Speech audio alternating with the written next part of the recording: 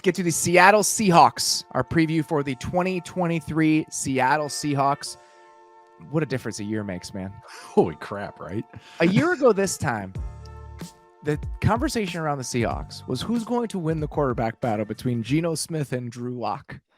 Every single preseason power ranking list you looked at, they were in the bottom 3 or 4, which I never agreed with, by the way. I always thought they were going to be better than that because there were so many teams in the NFL last season, Bears, Giants, that were truly tearing it down to the studs. The Giants signed 6 guys off the street on cutdown day last year.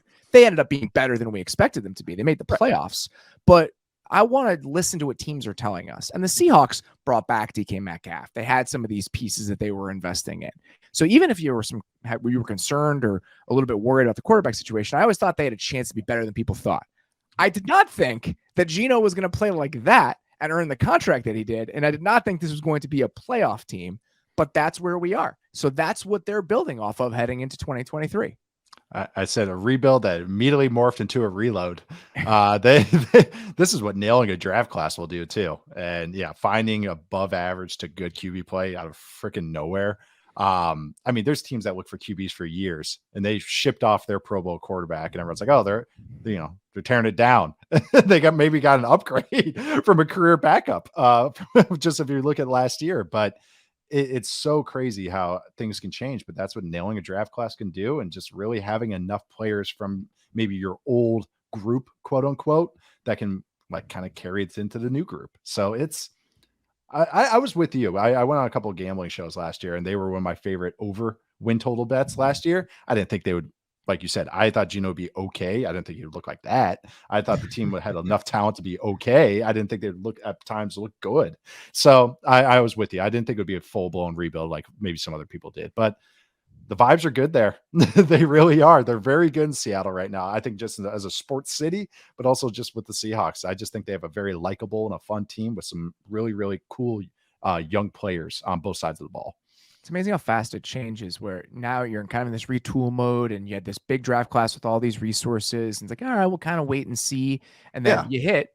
And then now it's like, okay, if we kind of rev this up, how quickly can we compete? So they bring Geno back on that deal, which, it's $17 million in dead money after this year for a 32-year-old quarterback who, I guess 33-year-old quarterback who's never really done this before. I think it's a smart way to handle this. You reward him. Yeah. He gets a real quarterback contract. But if this was sort of a mirage, they have some flexibility after this season. But they're still pushing it.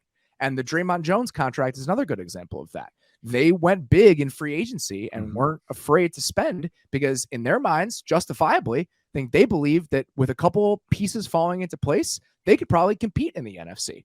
Yeah. So I think it's not crazy that they think they can compete either. that's actually especially in this version of the NFC. That says more about the NFC than maybe the Seahawks, but I don't think it's a crazy thought that they're going through right now. Biggest question about the Seahawks offense heading into this season for you? One, I have kind of like a two-parter, and they're tied together. And that's the first question is, can this offense be top 10 through 17 games?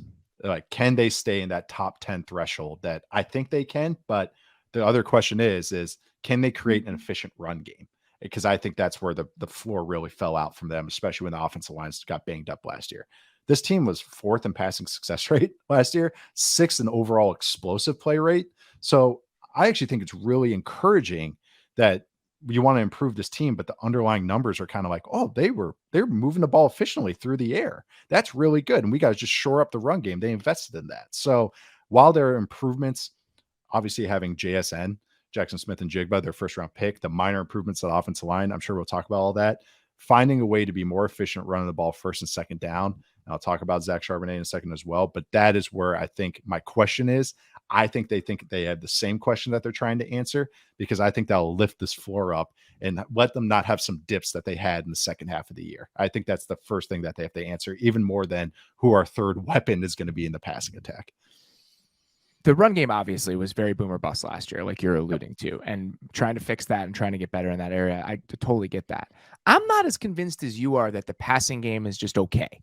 And with JSN, they'll just be fine, because it took a pretty big dip in the back half of last season. They were 9th in EPA per dropback over the first half of the year. I mean, you remember some of those games. They were rolling. Awesome. The Detroit game, the way they threw the ball against the Saints. I mean, that passing game looked like it was just firing on all cylinders. They were 20th in EPA per dropback in the back half of the season, 20th. So they went from top 10 to below average. Mm-hmm. And I'm curious specifically, what do you think the root causes of that are? And should we be worried about that? It was the interior offensive line taking a bunch of charges. It looked like a lot of Vlade Divac playing at guard in center last year. Really, that's what a lot of it was. Because what I love about this passing attack, and I think what maybe some film nicks like me and other people watching kind of these quarterbacks and stuff, what's cool about Geno is they do everything. They do play action, they do 7-step drops, they do screens, they do quick game, they do high lows, they do every type of kind of passing concept, and they do it well. And that's what makes me encouraged, I think, because I don't think they can have so easily people just take a tool away from them. Yeah, there's it's not limited. It's not if we take away X, then you can't do Y. I understand. Yeah, they do a lot well. And I think that's why I'm optimistic. And I think that because they added some reinforcements on that offensive line and the interior, at least, that's going to help it a little bit. Geno's a decent scrambler. He's a pretty efficient scrambler, but he's going to hang in that pocket and fire. So if you have offensive line getting blown back into him, the mistakes get compounded.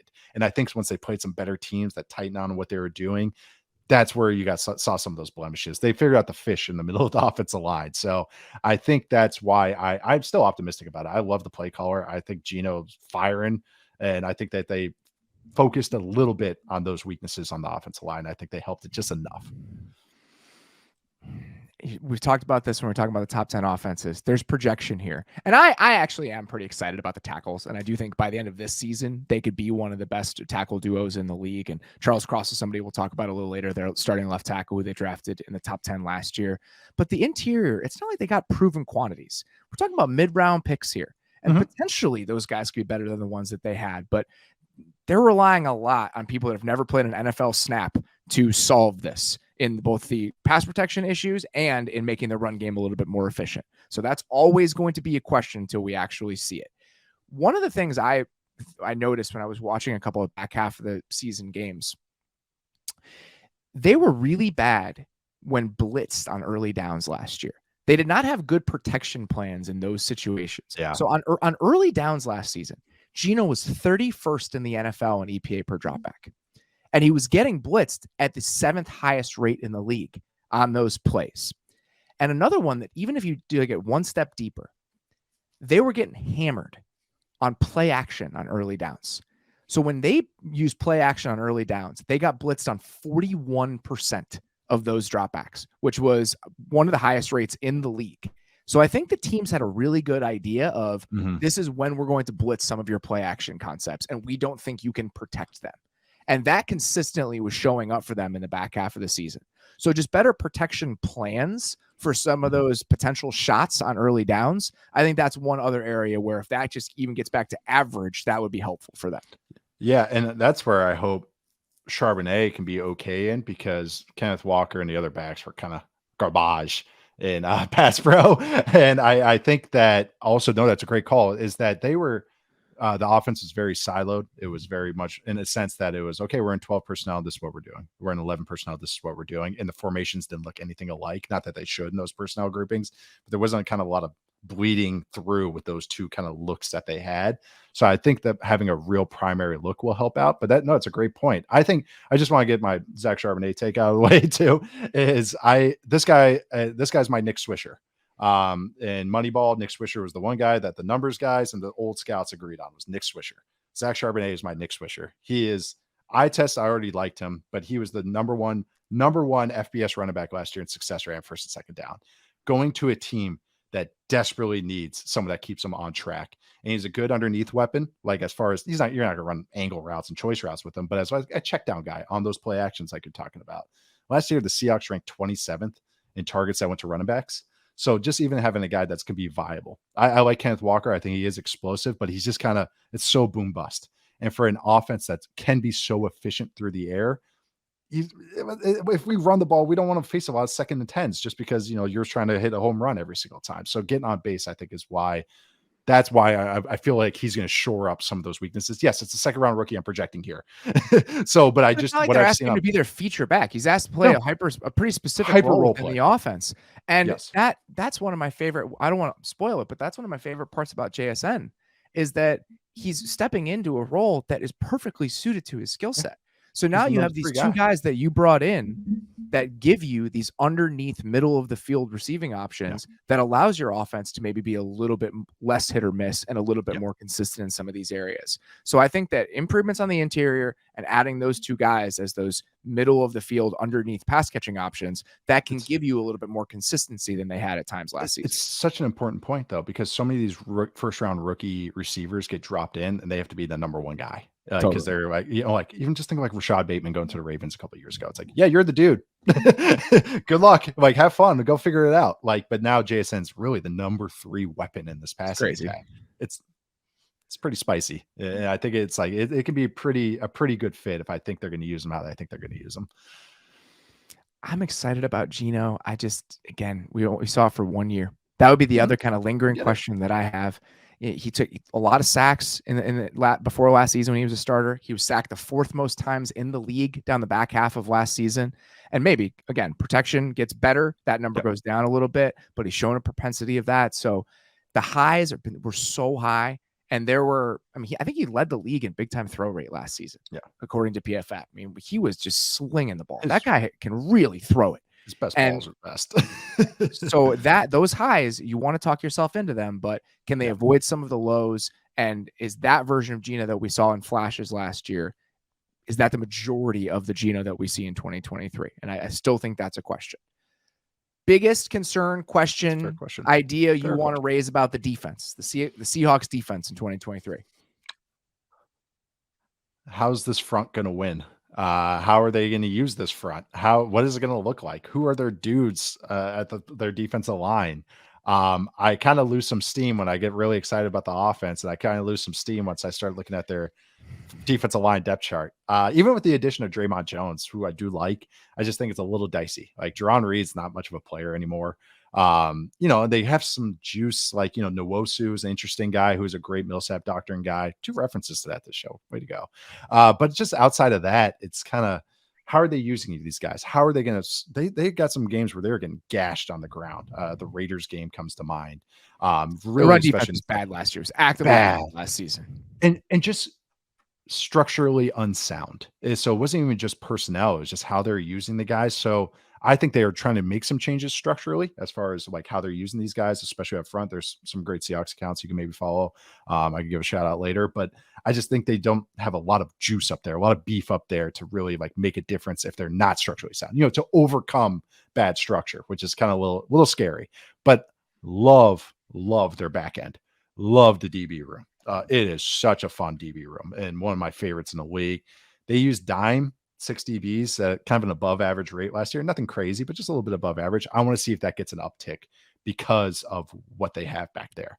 Quandre Diggs, who's a true ace for any DB room. Jamal Adams, who's kind of a glorified linebacker anyways, but Tariq Woolen at corner. Julian Love, who I love that they signed from the Giants. He's a nice Swiss Army knife type. Kobe Bryant from last year. And then they drafted a rookie, Devin Witherspoon. He didn't play. He's been banged up in camp, but as a top 5 pick who brings some attitude too. So I want to see how they use these guys and how creative they get, because I think they can get creative and can do some really fun things with that group. By all accounts, they're already trying.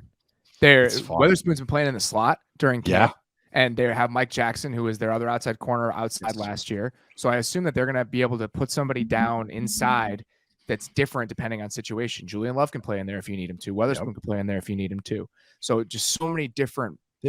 3 guys that can play in the box and 3 guys that can play in the slot. That's pretty cool. It's a lot of flexibility on the back end, which is great. The question is going to be what happens up front.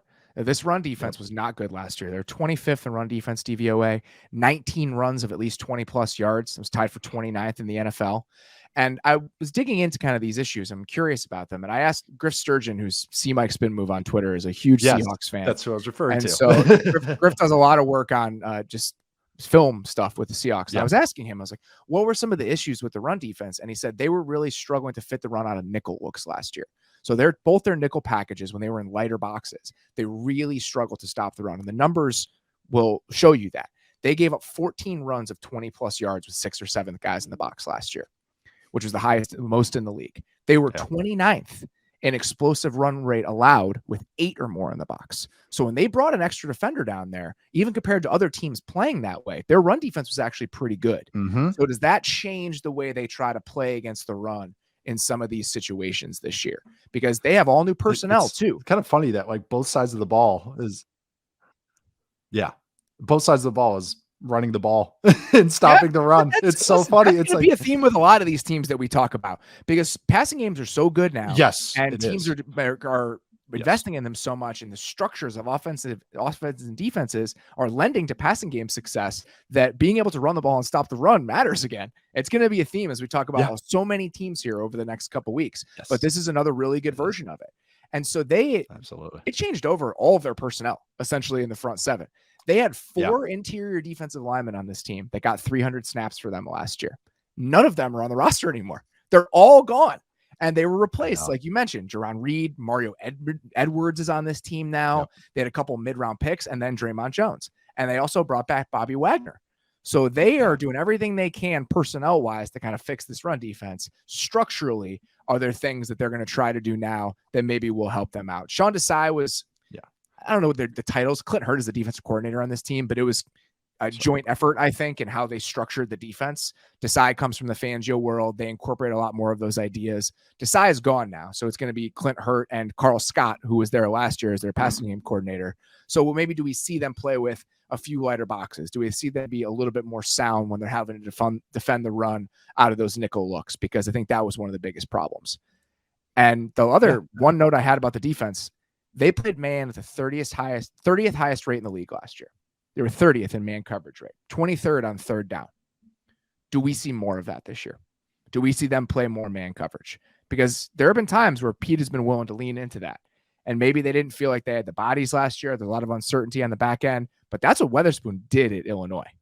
And you've got a couple guys back there. Do you feel like we can match up with any of the teams that we're playing against based on our defensive back personnel? And are we a little bit more comfortable with being a little bit more aggressive in the types of coverages that we play? I don't know, but that to me is like one potential change up that they could throw that they did not have last year.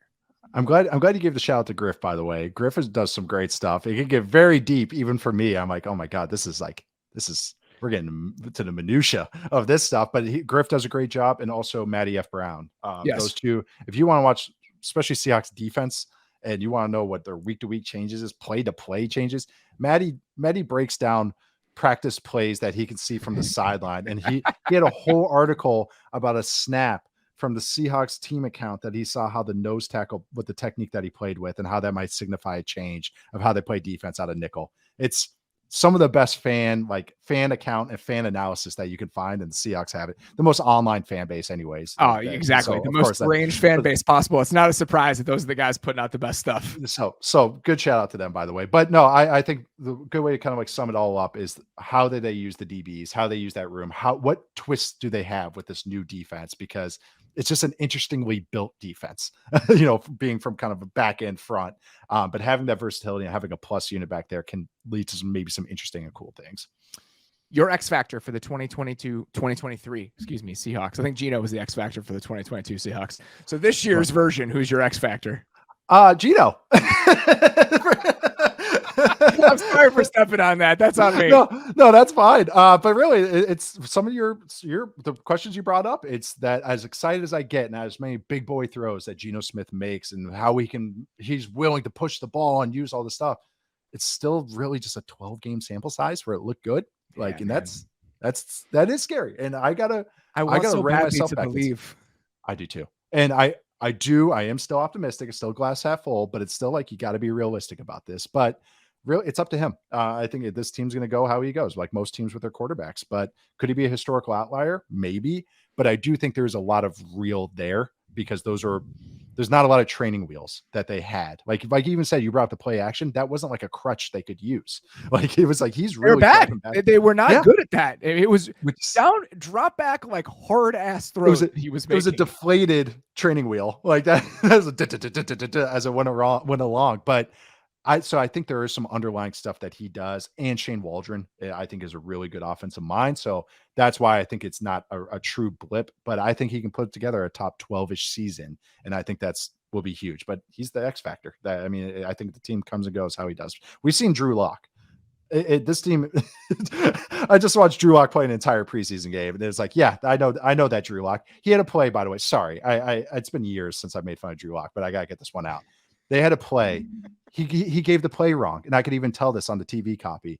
Everybody aligned. JSN, the rookie who's been there for a month, goes, I could hear him. I'm not supposed to be over here.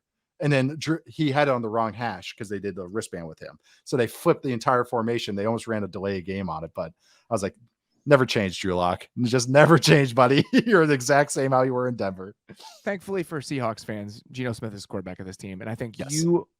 you are more of a true believer than I am in where the Seahawks offense is. I think while I want to be excited about it, have more doubts than you do about their ability to put it all together. But yeah, I like you make me explain it because it makes me kind of check myself sometimes too. Like, so I like the balance that we have of that, but I am bullish on them. My X factor, name your second round pass rusher. So over the last 2 years, they've drafted 2 of them. Yeah. Boye Mafe last year, Derek Hall this year. They need one of those guys. They need one of those guys to come along because they just don't have it. Darrell Taylor was somebody they drafted in that same range. He hasn't put it all together for them. Uchenna Nwosu, who you referenced before, came over from the Chargers, has solid piece for them at one of those spots. Signed a contract extension this offseason, deservedly so. But that other spot, show me. I just believe it when I see it with one of those guys. Yeah. Last year, Mafe played 400 snaps, finished with 10 pressures, 400 snaps. Not 10%. 10 total. 10. out of 129 edge rushers to play 100 snaps last season, he finished 120th in pass rush productivity according by PFF, which is essentially how impactful you are on a snap-to-snap basis. That's not playable. That's just it's tough. That's not playable. Yeah, so they need a factor at that other pass rushing spot. Whoever it is, I don't care. Yep, just give me one of them consistently. So that would be the other issue I have is the defense. Even if there are certain pockets that you can get excited about, there's still other areas where it's like, I don't know, man. And Bobby Wagner at this stage, right? He doesn't move quite as well. It's the idea of the defense in the best case scenario. It's like, okay, this is a playoff team, but the worst case is they're 22nd in defensive DVOA again, and they're just a middling team. It's the good bad unit. It's like they're going to have some games where it's like they look decent and then they'll play a real run game like the 49ers. And it's like, ooh, all right. Geno's got the ball again. Let's see. That's gonna be the question though. And maybe it doesn't look like that anymore. Yeah. And maybe the run defense does get shored up a little bit because if it does, I think that this unit has a chance to be pretty good. Yep. Breakout player for the 2023 Seahawks for you. Who you got? So you threw in a left tackle in our AFC South preview out of nowhere, a little left hook out of nowhere with Rainman for the Colts. So I'm going with Charles Cross. This is not fair. You shouldn't be able to have Charles Cross because in your mind he's in Canton already. So how can he break out?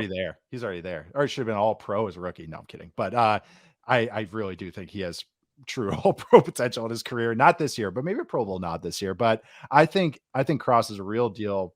Going to be an awesome drop back left tackle it came from an air raid, but as far as a true left tackle that can be in on an island, that's how the Seahawks treated him as a rookie. They already did it last year. You go back and you watch those games, such little help. They are asking him to do so much from the get-go as a rookie. And that says a lot. Yeah. And watching him against Brian Burns, and he just held up. Brian Burns watched that exact game the other day. He locked Burns down. Burns had one good rep on him. He did a really good game. It's why I watched the game because I saw that he had played well and I wanted to go back and watch it. It's funny you mentioned that. He did a fine job against Nick Bosa. I actually think the guy that gave him a lot of issues was Chandler Jones, which is hilarious because Chandler Jones is just so long, and that was the one guy. It's the weird guys sometimes. If you're young, you got to play against the Chandler Jones or Danielle Hunter, and you're not sure what junk they're gonna throw at you. Just long arms throwing 82-mile-an-hour fastballs. Jamie Moyer trying to block Gumby. You don't know how they're moving. It's just so weird. You could see Cross. He didn't know where to put his hands against Chandler Jones. He was like, shoot. Okay. But I think but having said all that, I think he's good. He's already good. He's already at that tier of good. I think there's even more to tap into. He's already better in the run game than I anticipated coming from Mississippi State. And that kind of old Mike Leach offense, the air raid. So, But I really think that this guy has a ton of potential in his career. And I think this year he's going to kind of get some recognition. I mean, he was a top 10 pick. It's not like this guy's coming out of nowhere. But I think that he's going to cement himself as a name to watch for a lot of people. I'm excited about him. And obviously Abe Lucas, who they drafted in the third round last year, to find a starting caliber right tackle in the third round. They did very well for themselves, and we'll see. As a Bears fan, I heard that voice or that tone you just made as a Bears fan. Don't even get me started. Truly, don't even get me started. So, my breakout candidate is an easy one because I was going to do Charles Cross and you stole it. Is JSN. I'm so excited about the fit because, like we alluded to before, it's just so easy to miscast these guys. You spend a certain level of draft capital on them, and it's tempting to be like, "Oh, this is going to be our guy within the passing game." Yep. And the fact that he's not going to be asked to play anywhere but the slot, he is a slot receiver on this team, and he can be the third receiving option or even maybe like the second receiving option. Yeah. Tyler Lockett's getting a little bit older, but however it ends up playing out, what you're putting on his plate from the start just makes perfect sense. He makes perfect sense within the offense. And I think the guy's really fucking good. Any questions about where he should be drafted? I think he was pushed to the 20th pick because he's not an overwhelming athlete. You know, he tested at his pro day after being hurt last year. He's not an overwhelming athlete, and that's fine. I can understand not wanting to spend a first half of the first round pick on a guy who's not an overwhelming athlete, and he's a slot player. So if that limitation exists, how early do you want to take him? But if you're eliminating those concerns because you're putting him in the slot, then he can be an incredible piece for you.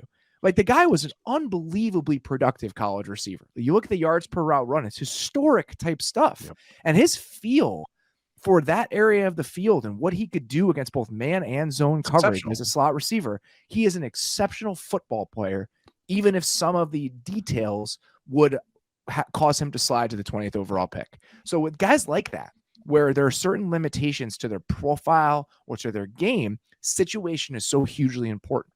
And that's why this situation is so easy to talk yourself into. That's why I got scared when he was getting rumored to go to the Titans. I was like, no. Now you got him and Treylon Burks and that offense. They're going to be in a lot of heavy sets. It's like, no, this offense, because I can just picture it. Them on the islands, him working from the slot time and time again, him and Lockett kind of working two-man games, like stack formations and stuff. The guy I compared him to, and I meant this as a huge compliment, was Brandon Stokely because of that feel that he has in the slot, and he's got decent size. Like, he's not like just, I think a lot of people picture slot guy, they picture 5'9", 185. No, he's 190-ish, but has some size, some real girth to him, and can bounce off tacklers and create and get those. He's not going to be the explosive play weapon where he catches it for 5 and takes it 50. But he's going to catch it for 5 and get 7 off of it. He's going to get those. He's going to get north. I think he has more after the catch juice than you do. I know. I think he has juice. I just think it's not the long juice. It's more just he's going to get that 5 to 10 yards after the catch over and over and over. Yeah. Okay. All right. That's fair. But he's efficient. He's efficient, not explosive. Maybe is that going to put it? I guess that Rose Bowl is maybe what's like kind of skewing my perspective here when he had 4 plays where he took it 50 yards after the catch in that game where he had 350 yards. But the other thing worth mentioning here, going against a running back for Utah playing corner. The other thing worth mentioning here, this team played with multiple tight ends on the field on about 40% of their snaps last year. It's one of the highest rates in the entire league, but that was pretty much by default. They had to do it. So now you have an 11 personnel unit that actually really makes sense. So I'm excited to see what they look like with those 3 guys. But it's not a bad thing that they can now dip into the 12 and 13 personnel stuff when they need to. That's why I'm really encouraged about even that they had to use that by default last year. It's like they can still use that as a changeup, which I like that when teams can do that. That's another theme. You need to. For a lot of these you need to be able to play in a bunch of different personnel packages. Not everyone can be the Bengals. not even be the Bengals or the 2017 Rams. It's very hard to live that way. And so being able to have some flexibility with that, where our 11 might be our best 11. Yeah. But we can still use multiple tight end sets when we need to. It's a good thing. Yep. What does success look like, in your opinion, for the 2023 Seahawks? Winning a playoff game. I think that is, I think that, I think they are think of themselves as a playoff team, which I think is very valid. Even though their win total is 8.5, I'm hitting the over. I think they're going to be, I don't know if they will win the division because they're playing one with the 49ers, who, one of the favorites in the NFC in a kind of a weaker conference. But I think winning a playoff game after last year, getting that taste in their mouth with a youngish team, a pretty young team overall. Even if we think of Geno Smith and Pete Carroll being older, it's like that team's really young. So I think when, again, that good taste in their mouth, being a very viable 5 seed, I think that would be a huge success for this team. And I think it's a real goal for them. I'm just going to say making the playoffs. I think if they make the playoffs, if they're like a solid playoff team, I think that would be successful. If I were a Seahawks fan, they made the playoffs this year. And again, it was just it was proof of concept from last year. It was a proof that last year wasn't a fluke and that this team actually was kind of trending in that direction.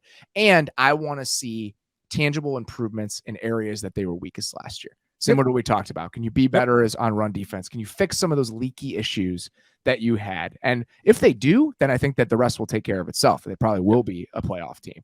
It's at 8.5. Their schedule's brutal. It's the only thing to consider. It's rough.